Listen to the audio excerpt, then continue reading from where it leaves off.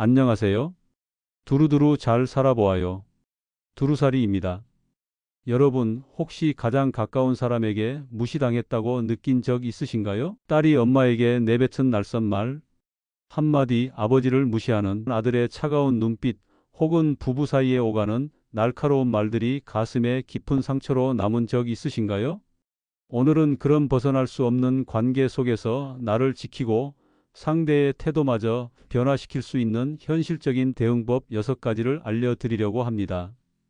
먼저, 왜 가까운 사람이 더 쉽게 상처를 주는지 그 심리를 알아야 합니다. 심리학자 엘프리드 애들러는 가까운 관계일수록 상대의 말에 자존감이 더 크게 영향을 받는다고 말했습니다. 즉, 무시하는 말의 파괴력은 거리보다 정서적 연결에 비례한다는 것이죠. 첫째, 무시하는 사람은 자신감이 부족합니다. 딸이 엄마에게 엄마는 그것도 몰라? 답답해 진짜. 라고 말할 때 그 안에는 엄마를 깔보는 태도가 아니라 자신의 불안과 초조함을 감추기 위한 방어기제가 숨어 있습니다. 자신의 부족함을 인정하기 싫을 때 가까운 사람을 비난하며 회피하려는 겁니다. 이럴 땐 아이를 야단치기보다 그 불안한 마음을 먼저 어루만지는 것이 중요합니다. 둘째, 그들은 두려움을 감추고 있습니다. 아들은 어느 날 아버지에게 이렇게 말합니다. 아빠, 요즘 시대에 그렇게 사는 건 한심해요. 겉으로는 도전적인 말투지만 속으로는 자신이 인정받지 못할까 두려워하는 마음이 깔려 있는 겁니다. 이런 사람일수록 더욱 위축되기 쉬워 그 두려움을 공격성으로 포장하게 되는 것이죠. 임상심리학자 브렌 브라운은 공격적인 사람일수록 내면의 취약함을 감추려는 경향이 강하다고 말합니다. 셋째, 무시하는 사람은 매우 이기적입니다. 또 그 얘기야? 제발 조용히 좀 해. 부부 사이에서 자주 오가는 이 말. 상대방의 감정이나 생각은 무시한 채 오직 자신의 피로감과 입장만을 내세우는 모습입니다. 자신의 기분을 우선시하는 태도는 결국 상대의 마음을 소외시키고 지속적인 갈등을 낳습니다. 가족 상담사들의 말에 따르면 반복되는 무시는 결국 관계 단절의 출발점이 되기도 한다고 합니다. 그렇다면 이제 이런 무시를 받았을 때 어떻게 대응해야 할까요? 실제 막장 드라마보다 현실적인 가족 갈등 사례와 함께 과학적 근거를 곁들인 6가지 방법을 알려드리겠습니다. 첫 번째, 유머로 반전시키세요. 명절날 시댁에서 시어머니가 며느리에게 말합니다. 넌 집안일 하나 제대로 못하니? 그 순간 남편은 어색한 미소를 지으며 말합니다.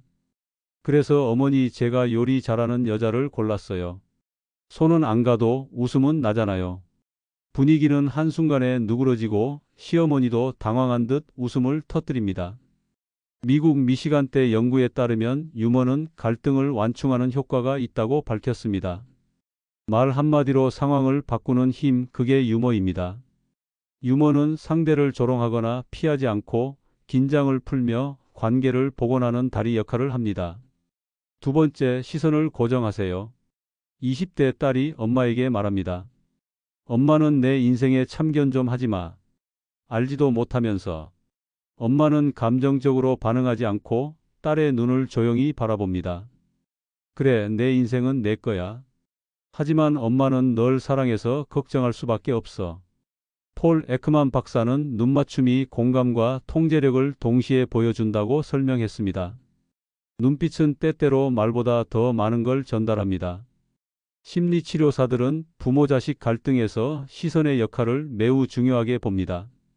시선을 마주하는 것만으로도 감정이 전해지고 상대방의 태도는 자연스럽게 가라앉을 수 있습니다.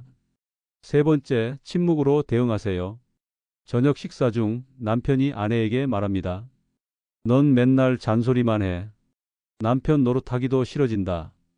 아내는 반박하지 않고 천천히 식사를 멈추고 남편을 바라본 채 아무 말 없이 젓가락을 내려놓습니다. 그 순간 흐르던 긴장이 멈추고 남편도 말을 잇지 못합니다. 심리 상담사들이 말하는 의도된 침묵은 상대에게 되돌아보는 거울이 됩니다. 침묵은 무력함이 아니라 침착한 통제입니다. 특히 관계에서 반복되는 갈등 상황일수록 말보다 침묵이 더 강력한 반응일 수 있습니다. 네 번째, 이름을 부르세요. 사춘기 아들이 아빠에게 말합니다. 아빠, 나한테 말 좀 걸지 마. 몰라서 그런 거잖아. 아빠는 조용히 말합니다. 지훈아, 너랑 대화하고 싶어서 그런 거야. 지훈아, 아빠도 틀릴 수 있지만 내 입장을 알고 싶단다. 하버드 연구에 따르면 이름을 불릴 때 뇌의 집중도와 감정 연결이 극대화된다고 합니다. 이름을 부른다는 건 단순한 호칭을 넘어서 상대를 인정하고 존중하고 대화에 초대한다는 의미를 담고 있습니다. 다섯 번째, 말의 의도를 재해석하세요. 아내가 남편에게 큰 소리로 말합니다. 당신은 왜 이리 눈치가 없어? 사람 마음을 몰라. 남편은 잠시 멈췄다가 차분하게 말합니다. 당신 오늘 많이 힘들었지. 내가 도와주지 못해서 미안해. 이처럼 상대의 선말을 그대로 받아들이지 않고 그 감정 뒤에 있는 피로와 외로움을 먼저 알아차리는 것이 재해석입니다. 인지행동 치료 CBT에서는 이런 접근을 감정 디코딩이라고도 부릅니다. 즉, 공격적인 말 뒤에 숨은 감정을 먼저 읽어주는 것이 핵심입니다. 여섯 번째, 공감으로 껴안아 주세요. 엄마는 딸에게 이렇게 말합니다. 내가 그렇게 차갑게 말하면 엄마는 숨이 막혀. 딸은 고개를 돌리며 말합니다. 엄마는 맨날 감정적이야. 피곤해. 하지만 엄마는 차분하게 딸을 바라보며 말합니다. 내가 그런 말 할 정도로 힘들다는 거 엄마가 눈치 못 챈 것 같아.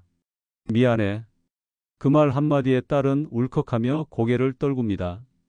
마셜 로젠버그 박사는 공감이 갈등을 녹이고 정서적 연결을 복구하는 핵심 도구라고 했습니다. 공감은 곧 이해의 표현이며 공감받았다고 느끼는 순간 상대는 더 이상 방어할 필요가 없게 됩니다. 가족, 부부, 부모 자식 관계처럼 벗어날 수 없는 사이일수록 말 한마디가 전부가 됩니다. 오늘 알려드린 6가지 중 단 하나만 실천해도 분명 관계의 공기가 바뀔 것입니다. 무시에는 싸움이 아닌 지혜로, 방어가 아닌 이해로 우리가 먼저 품을 수 있다면 그들은 달라질 수 있습니다. 지금부터라도 가까운 사람일수록 예의라는 작은 거리가 마음을 더 오래 지켜줍니다. 서로를 존중하는 거리가 우리에게는 필요하지요. 감사합니다. 두루두루 건강하게, 두루두루 따뜻하게 살아가는 우리. 오늘도 함께 해주셔서 고맙습니다. 지금까지 두루두루 잘 살아보아요. 두루살이였습니다.